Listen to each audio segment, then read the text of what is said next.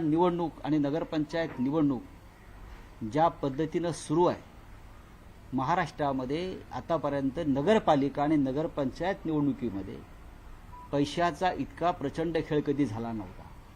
मुळात नगरपालिका नगरपंचायत निवडणुका या राज्याचे मुख्यमंत्री किंवा सरकार कधी लढवतच नव्हते, ते स्थानिक पातळीवरच लोक लढत राहिले।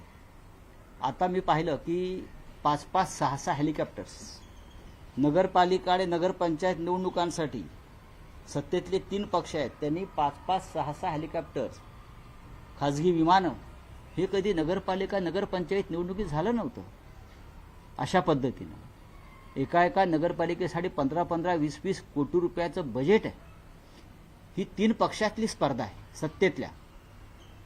आतापर्यंत आम्ही निवडणुका लढलो, पण आम्ही ह्या निवडणुका आमच्या स्थानिक कार्यकर्त्यांवर सोडल्या, आताही तशाच सोडलेल्या आहेत। तुम्ही पाहिलं असेल की शिवसेनेकडून लोक म्हणतात विरोधक निस्तेज आहेत या निवडणुकीत। नाही, विरोधक निवडणुकीमध्ये आहेत, पण अशा पद्धतीने निवडणुका आम्ही कधी लढल्या नाही।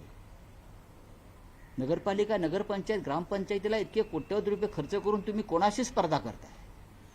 या राज्याची निवडणूक संस्कृती जी होती ही पूर्णपणे उद्ध्वस्त झालेली आहे।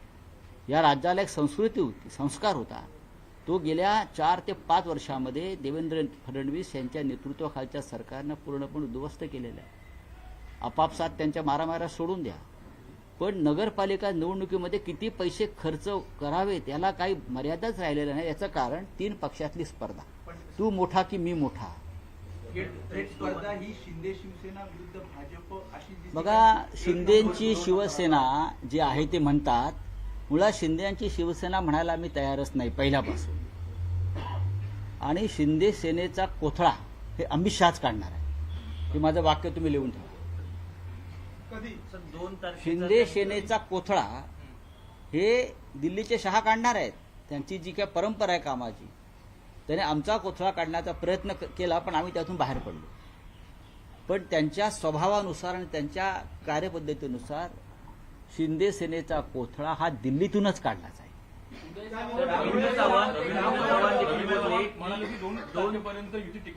आणि मी हे तुम्हाला आता सांगत नाही, गेले वर्षभर सांगतो, यांचे 35 आमदार फुटणार आहे। ज्या पद्धतीनं त्यांनी शिवसेनेच्या बाबतीमध्ये गुप्त ऑपरेशन तेव्हा केलं आणि आमच्या आमदार, तीच पद्धत, त्याच पद्धतीनं आता शिंद्यांचे आमदार फोडण्याचं काम अगदी व्यवस्थित सुरू आहे। रवींद्र चव्हाण हे भारतीय जनता पक्षाचे प्रदेशाध्यक्ष आहेत, करेक्ट, कोकणातलेच आहेत आणि डोंबिवलीचेच आहे। त्यांची नेमणूक खास त्यासाठीच केलेली आहे डोंबिवलीतून। त्याला राजकारण कळत आहे, त्यांनी ते राजकारण समजून घेतलं पाहिजे।